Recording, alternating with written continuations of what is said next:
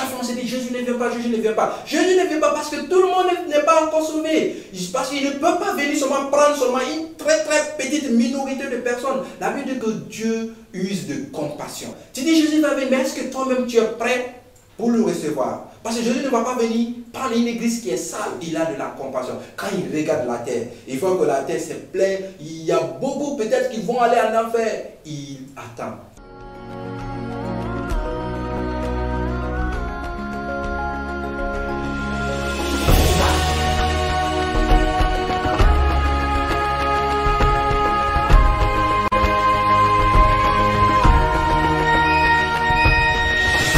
Bonjour bien-aimés, bonjour frères et sœurs en Christ. Je suis très content d'être ici ce matin pour vous partager la parole de Dieu. Aujourd'hui, je vais vous parler d'un thème très important, un thème très intéressant et un thème très pertinent. Et ce dont je vais vous parler ce matin, c'est comment hâter le retour de Jésus-Christ.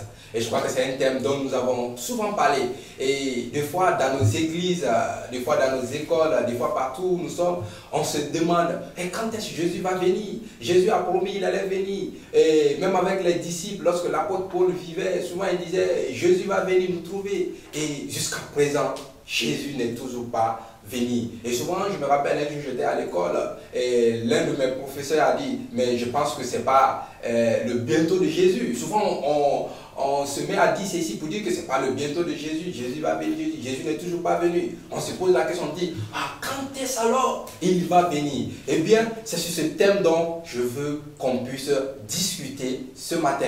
Comment hâter le retour de Christ? C'est-à-dire, comment est-ce qu'on peut précipiter le retour de Christ? Alléluia. Et ce matin, vous allez savoir avec moi que pour le retour de Jésus, pour la venue de Jésus, ça ne dépend pas seulement que de Dieu.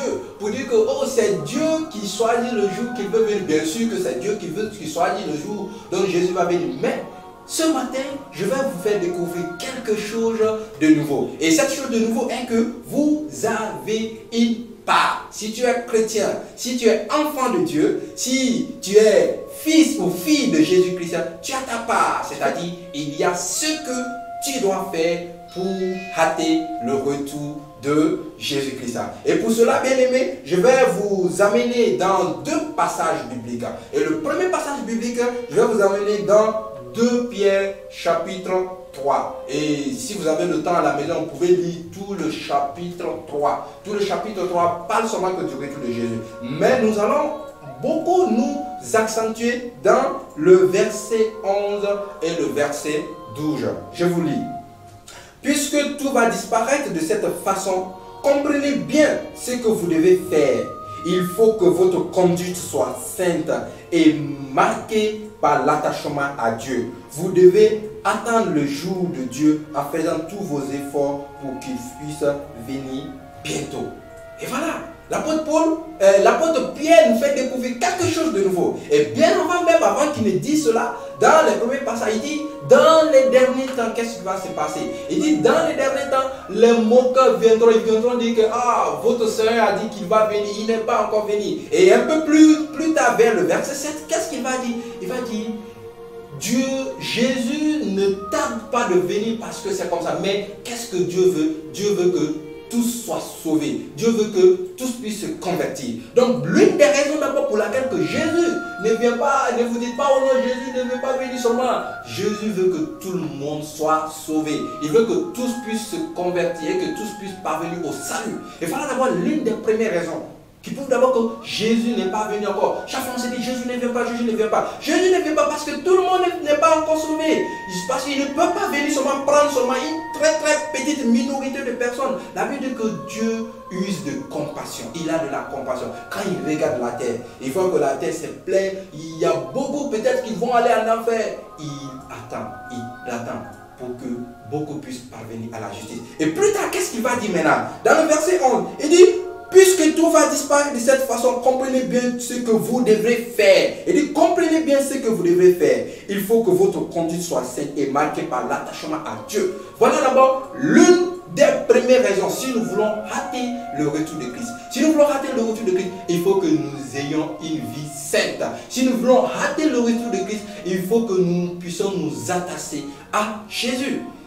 Chrétien, chrétienne, chaque jour tu dis, Jésus n'est pas venu. Jésus va venir quand? Est-ce que toi d'abord tu as une vie sainte? Est-ce que toi d'abord, même si tu n'as pas une vie, tu ne peux pas être 100% saint, mais est-ce que tu aspires à la sainteté? Parce que la Bible dit que Jésus viendra prendre son église. Mais cette église c'est qui? Cette église c'est toi et moi. Et si Jésus vient et que toi-même tu n'as pas une vie sainte, il va prendre quelle église?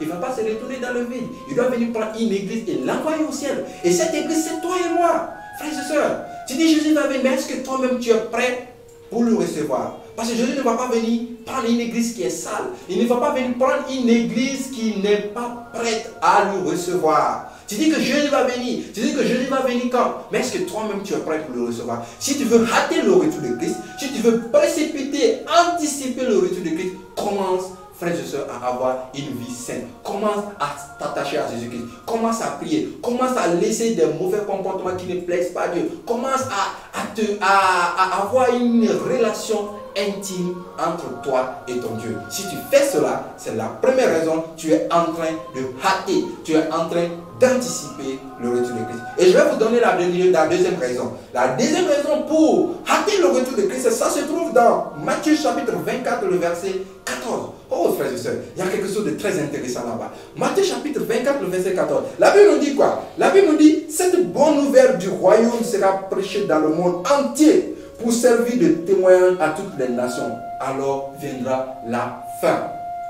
Pour que Jésus puisse venir, pour que la fin des temps puisse arriver, il y a quelque chose de très important. La Bible dit quoi? La Bible dit que cette bonne nouvelle doit être annoncée partout. Et quand la Bible dit que cette bonne nouvelle doit être annoncée partout, ce n'est pas les arbres qui vont annoncer cette bonne nouvelle. Ce n'est pas les anges qui viendront du ciel pour annoncer cette bonne nouvelle. Cette bonne nouvelle sera annoncée par qui? Cette bonne nouvelle sera annoncée par toi et moi. C'est-à-dire, deuxième raison pour rater le retour de Christ, il faut évangéliser. Frères et sœurs, nous disons chaque jour, Jésus n'est pas encore venu, mais est-ce que nous évangélisons?